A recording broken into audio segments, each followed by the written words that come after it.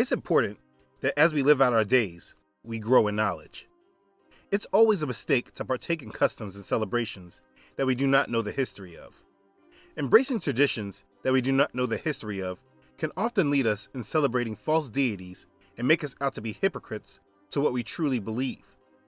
Knowledge is power, and regardless of what you choose to do, whether you decide to take part in certain customs and traditions is your choice.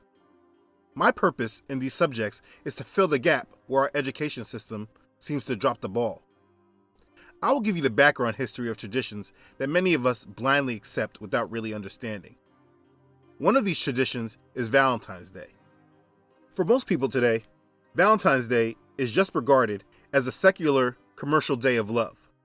A date where people show their significant other that they love them, because someone else did a long time ago, and it just grew in acceptance over time. Basically, because days like Valentine's Day just show up on our calendar, and the retail big businesses start marketing to us, we just accept this day and look at it as harmless and partake in it. I mean, Valentine's Day is a huge day for business. It is estimated that in America alone, the country as a whole spends an average of $18.5 billion on Valentine's Day every year. But if you ask people why, you would most likely receive silence as an answer.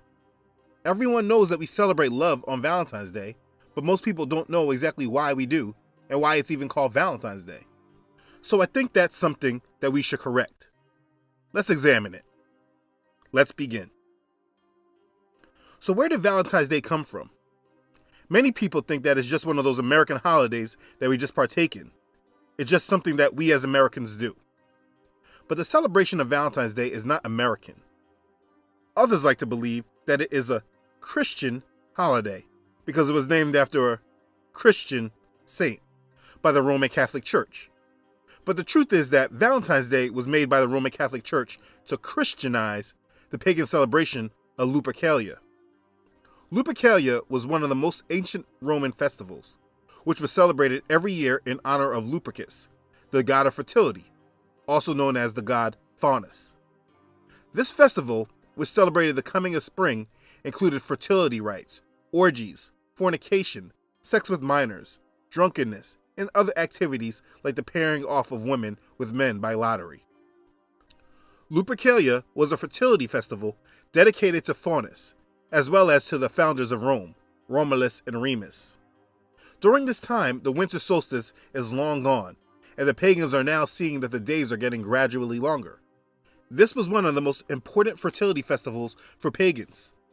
The festival was held on the 15th of February in the Lupercalia, where Romulus and Remus were said to have been nurtured by the she-wolf. The place contained an altar and a grove sacred to the god Lupercus. In Lupercalia, the Luperci, who were the priests, assembled on the day of Lupercalia and sacrificed goats and dogs. These animals were known for their strong sexual instinct, making them most appropriate sacrifices to the god of fertility. Then the Luperci cut thongs from the skins of the sacrificial animals and ran in two bands around the Palatine Hill.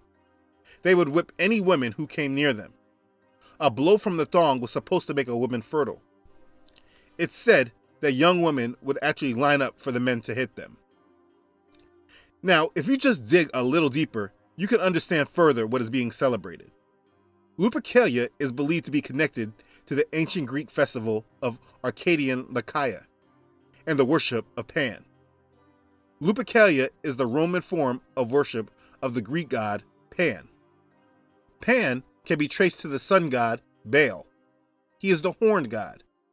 And we know Baal is none other than Nimrod. Nimrod was the original Lupercus. The Lupercalia, the festival of the Romans held during the time we know today as Valentine's Day, was a festival to honor Nimrod, just in this Roman form. This is paganism. In ancient pagan Rome, the month of February was sacred to Juno Februata, the goddess of the fever of love. Juno Februata was also the goddess of women and of marriage. February 14th was her festival day. A box was provided from which single men could draw a billet, a small piece of paper on which a woman's name was written. The couple would then form a temporary liaison for the erotic games to follow. Sometimes they would remain partners for the following 12 months. Marriage sometimes resulted from this practice. So these days were used to celebrate fertility in ancient pagan Rome. It was a pagan festival day that goes back to the honoring of Nimrod. This was what happened during this time in ancient history. So where did the name Valentine's Day come from? Valentine's Day is said to be named after a few Christian martyrs who the Roman Catholic Church named saints. According to one story, Roman Emperor Claudius II imposed a ban on marriages because too many young men were dodging the draft by getting married. At that time, only single men had to enter the army. There was a Roman physician and priest who had converted to Christianity when it was a persecuted religion. His name was Valentinius of Terni, and according to some of the stories, he used to marry Christian couples in secret. It was said he wore a ring with a cupid on it, which is used as a symbol of love. We'll cover that soon. The ring helped soldiers recognize him. When he was exposed, he was imprisoned, tortured, and beheaded. Later, he became a martyr and the patron saint of true love in marriages. While awaiting execution, he was visited by young lovers with notes about how much better love is than war. Some think of these love letters as the first Valentines. Valentinus' execution occurred on February 14th in the year 269.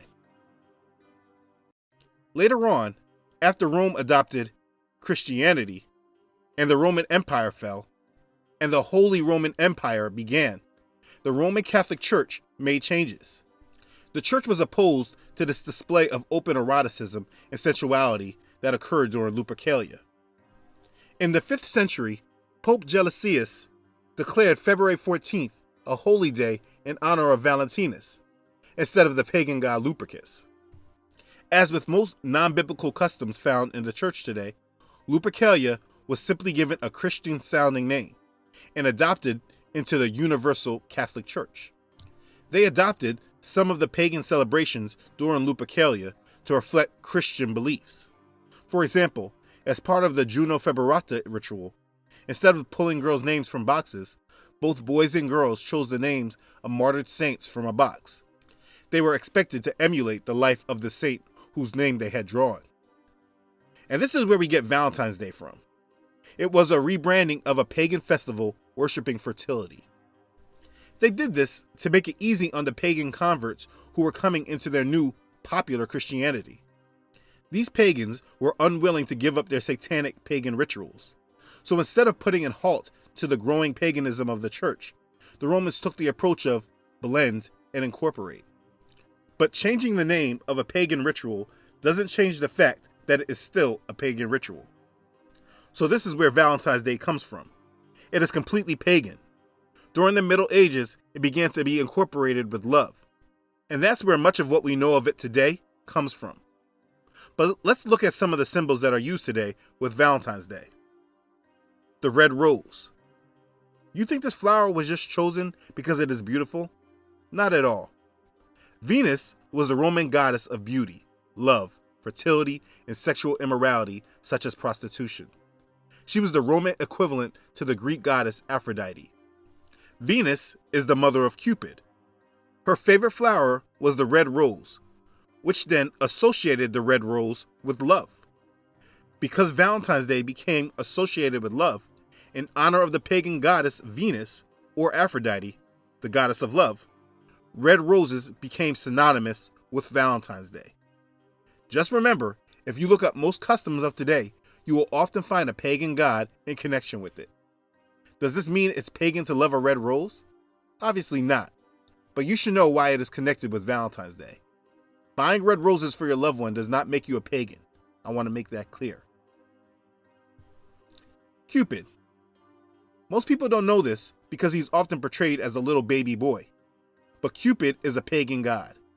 Like I said earlier, his mother was the goddess Venus.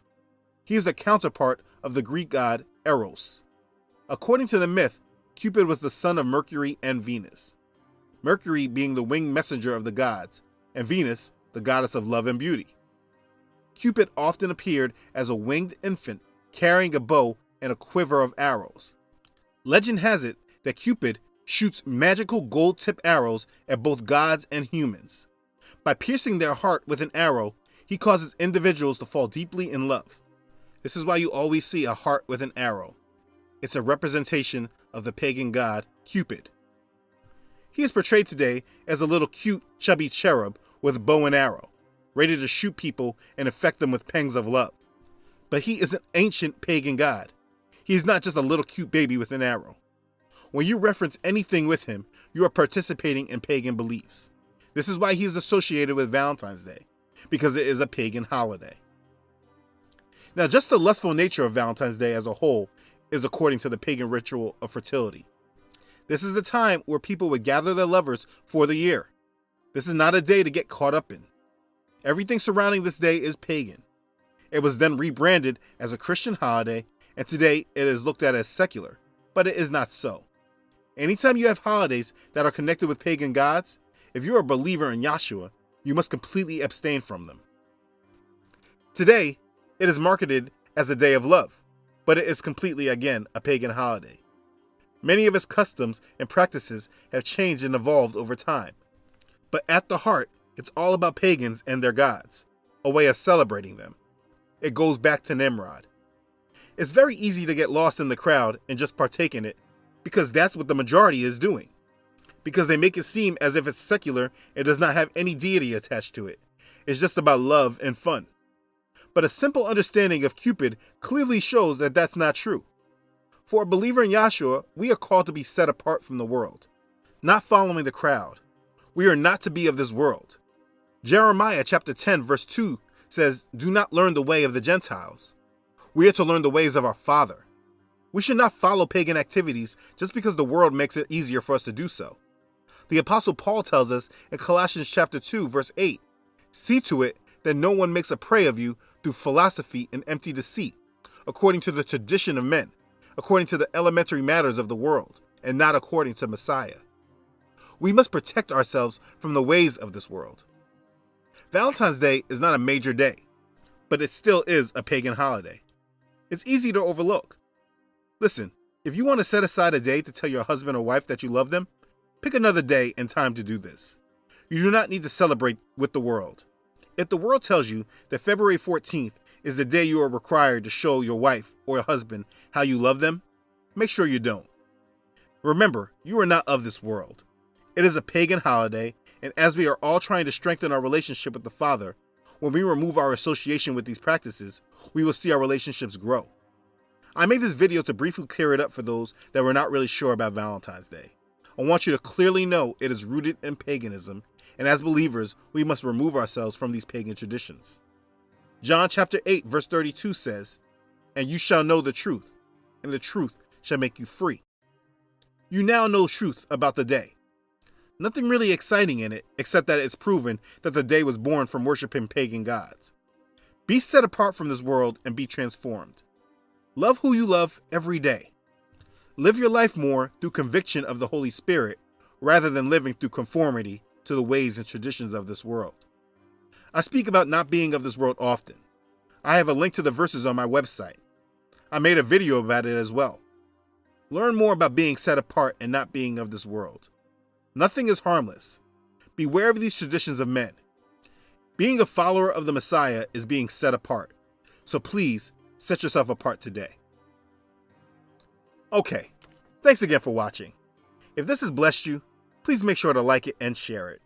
If you haven't already done so, please don't forget to subscribe to this channel. I upload every Friday. Don't forget to follow this ministry on Facebook and Instagram. As always, I'd like to send a special thank you to all who donate and support this ministry. Your gifts are extremely a blessing, and I'm very thankful for you sowing into this ministry. Thank you for being a blessing and being obedient to Yahweh's call on your heart. Okay, thanks again for watching, everyone. I love you all.